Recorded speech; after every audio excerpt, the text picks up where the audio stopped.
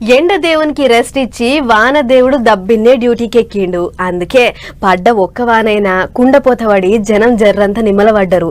ఎండల మోక వెంచే యాళ్లకు వాన దేవుని పుణ్యాన అగడు వడగాల్పులు తగ్గినాయి. అట్లా మన కాడ తెంపు లేకుండా వాన పడితే ఓ కాడ గీ ఎండలకు మాకు వశపడతలేదు, జర్ర ఎట్లనన్నా వాన కురిపించాలి సామి అని దేవునికి వెరైటీ పూజలు చేస్తుర్రట. గా పూజలు ఎట్లెట్లా చేస్తుర్రు, ఏందా కథ అనేది మనం కూడా అట్లా పోయి అరుచుకొనిద్దాం పారోసారి. అయ్యా గణపయ్య, మేము ఈడ ఎండలకు చెమటలతోనే తానం చేస్తున్నాం గాని నీకైతే మంచినీళ్ళతో చేపిస్తున్నాం. ఇక నువ్వే ఏదోటి చేసి వాన పడేటట్లు చెయ్యాలి సామి అని ఒక తీరుగా కోరుతుర్రు పబ్లిక్. ఇక ముచ్చట్ల పోతే తమిళనాడు రాష్ట్రంలో ఉన్న అరియాలూర్ అనే పట్నం దిక్కు ఎండలు దంచుతున్నాయట. ఎండ అగడుకు ఎటూ వశపడక జనం కింద మీద అవుతుర్రట. ఇట్లయితే ఎండలకు బతకలేమని అక్కడున్న బాలప్రసన్న అనే గణపతి గుళ్ళే ఓ కార్యం పెట్టుకుర్రు.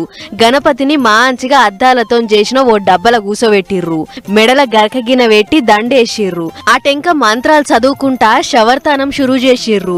నీళ్ళిప్పంగానే గణపయ్య ఎట్ల తానం చేస్తుండో చూడుర్రి. ఇట్లా సుక్కల తానం చేపించుకుంటా గంటలు మోగించుకుంటా వానలు పడిపించే జిమ్మెదారి నీదే గణేష అన్నట్లు పూజలు చేసిర్రు.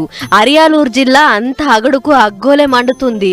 జర్రా అరిగోస నుంచి నువ్వే తప్పించాలే, అందుకు వానదేవుణ్ణి దబ్బిన నువ్వే తోలుకరావాలి అని పబ్బతి పడుతుర్రు. నీ నెత్తిల ఎట్లయితే నీళ్ల ధార పడుతుందో అసొంటి వాన మాకు ఎమ్మటే కురిపించాలి అని ఒక తీరుగా అడుగుతుర్రు. సరే ఇది ఇట్లుంటే మొన్నటి దాకా మన దిక్కు కూడా ఎండ అగ్గోల్లే మండింది. కానీ వాన దేవుడు దయదల్చే పట్టుకే జనం అంతా ఊపిరి పీల్చుకుర్రు.